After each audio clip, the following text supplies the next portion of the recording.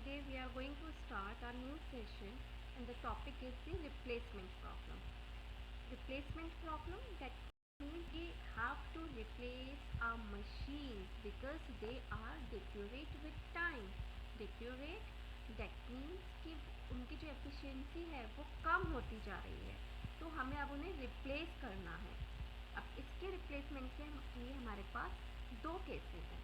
So first case is replacement of items deteriorates gradually, जो कि अपने आप टाइम के अकॉर्डिंगली ग्रेजुअली डिट्योरेट होते जाते हैं उनकी एफिशिएंसी के अकॉर्डिंग. बट इसके अंदर दो सब केसेस है, without change in money value और with change in money value. एक पैसे जिसकी मनी वैल्यू चेंज नहीं हो रही है, पर एक केस में जैसे मनी वैल्यू हमारी चेंज हो रही है. Replacement of item second case में that breaking down suddenly, that means जो अचानक से काम करते करते मशीन अगर हमारी ब्रेक डाउन हो जाती है तब हम उसे कैसे रिप्लेस करेंगे. So that is the second case.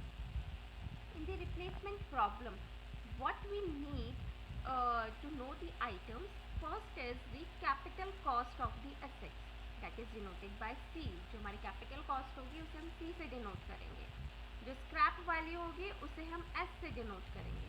Operating cost, or we can say the maintenance cost, we have to denote it by capital M, and optimum replacement period, that is by N. हमें उसे N से denote करना है. अब इसे scrap value भी कहते हैं, इसे सैल्वेज वैल्यू भी कहते हैं. ठीक है, अगर आपको एक क्वेश्चन में कुछ भी गिवन हो लाइक स्क्रैप वैल्यू और the salvage value. So we are going to solve our first case, that is replacement of items deteriorates gradually without change in money value. So here is the question. The question is, the following table gives the running cost per year and resale value of a certain equipment whose purchase price is 65,000. At what year is the replacement due optimally? अब इसमें ये कहा गया है कि उनकी जो running cost है और we can say the maintenance cost वो गिवन है, उसकी रीसेल वैल्यू भी हमें गिवन है और उसकी परचेज कॉस्ट जो है वो 65,000 है. तो हमें ये देखना है कि हमें कौन से ईयर में हमारी ये मशीन जो है वो रिप्लेस करनी, जो कि हमें ऑप्टिमम पड़े, हम उसका ऑप्टिमम यूटिलाइजेशन कर चुके हों और हमें उसकी प्राइस सही हो. So first is year 1 2 3 4 5 6 7 and 8 years हमें गिवन है. रनिंग कॉस्ट और we can say the operating cost हमें गिवन है और रीसेल वैल्यू हमें 8 ईयर्स तक की गिवन है. कॉस्ट हमें गिवन है 65,000. We just have to make the table first. तो हमने टेबल बनाई.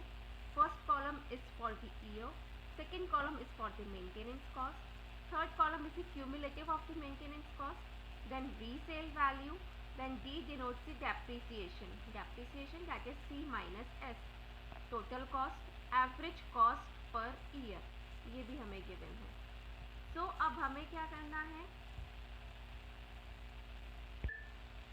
फर्स्ट हमने यहाँ पे लिख लिया कि हमारे ईयर्स कब तक हैं. मेरे 8 ईयर्स तक हमें गिवन है data. Maintenance cost is also given to us, that is हम लिख लेते हैं 14,000 15,000 17,000. तो हमने यहाँ पे लिख लिया 14,000, नेक्स्ट इज 15,000, नेक्स्ट क्या गिवन है मुझे 17,000, 20,000, 24,000, 28,000, नेक्स्ट 33,000, 10,000. ये हमें गिवन है. Now cumulative of the maintenance cost. तो 14,000 फर्स्ट ईयर का एज इट इज. नेक्स्ट में 15,000 हम ऐड कर देंगे, then what we get it 29,000. Next में 29 प्लस 17 किया तो दैट वुड बी 46,000.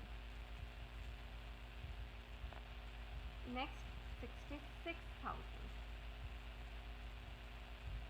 नेक्स्ट इस पर 24 को ऐड किया, that would be 90,000. then 1,18,000, then 1,51,000, and then 1,90,000. That means मेरे पास क्यूमुलेटिव कॉस्ट भी आ गई है. अब रीसेल वैल्यू आपको ऑलरेडी गिवन है. फर्स्ट ईयर की, सेकेंड ईयर की, third, fourth, fifth, six, seventh, eight. Bracket करो क्या गिवन है हमें. 40,000, then 30,000, then 22,000, 17,000, 13,000, 10,000, again 10,000, and the 10,000. Now D is what is depreciation. कितनी डेप्रिशिएट हुई है मेरी मशीन. तो इसका फॉर्मूला होता है डेप्रिसिएशन निकालने का, कॉस्ट माइनस स्क्रैप वैल्यू. तो अब हम क्या करेंगे, सबसे पहले हम कॉस्ट देखेंगे. कॉस्ट मेरे पास थी 65,000. स्क्रैप वैल्यू आपको ये 40,000 गिवन है. सो 65 minus 40, that would B 25,000. 65,000 minus 30, that would be 35,000. 65 minus 22, that means 43,000. 65 minus 17, 48,000. 65 minus 13, 52,000. 65 minus 10, that would be 55,000. Next is also 55,000. Next is also 55,000. Now the total cost. अब total cost कैसे निकालेंगे हम. Total cost के लिए हम कर देते हैं कि मेरे पास जब भी हमें टोटल कॉस्ट निकालने थे, that would B of the depreciation cost. हम डेप्रिसिएशन कॉस्ट को लेते हैं, डेप्रिसिएशन कॉस्ट लेते हैं, प्लस हम लेते हैं हमारी मेंटेनेंस कॉस्ट जो कि हमें क्यूमुलेटिव हमने ली है. ठीक है. तो 25 plus 14, what we get 39,000. 35 plus 29, that would be 64. 43 and 46, 89,000. Next 1,14,000, 1,42,000, 1,73,000, 2,06,000, 2,45,000.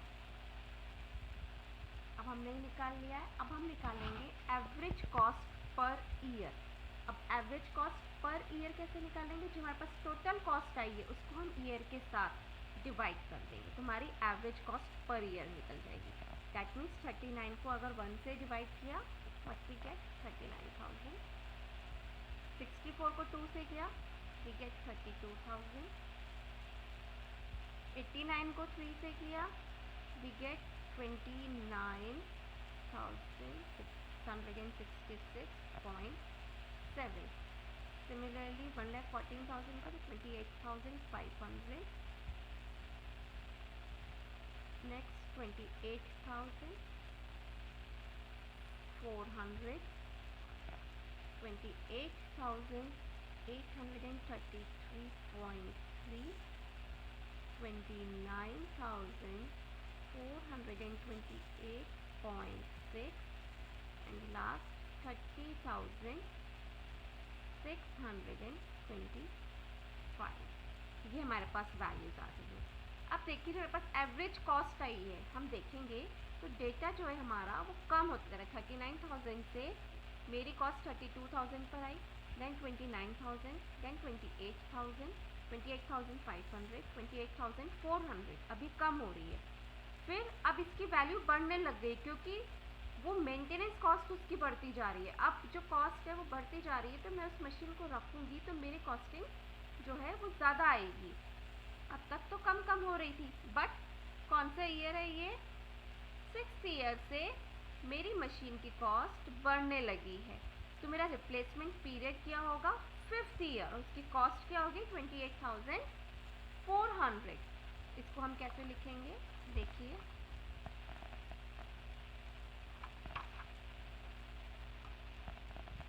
The optimal period for replacement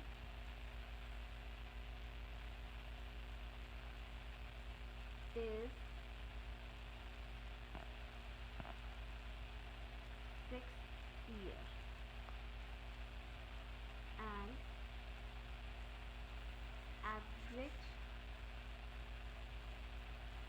yearly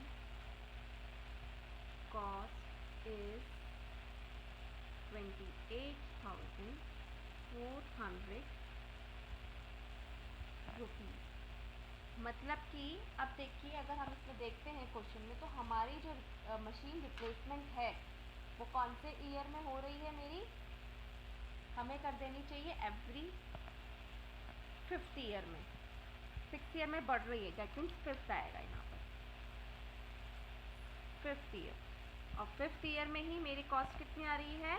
28,400 rupees. That is your answer. I hope now you will understand the whole concept of replacement. Thank you.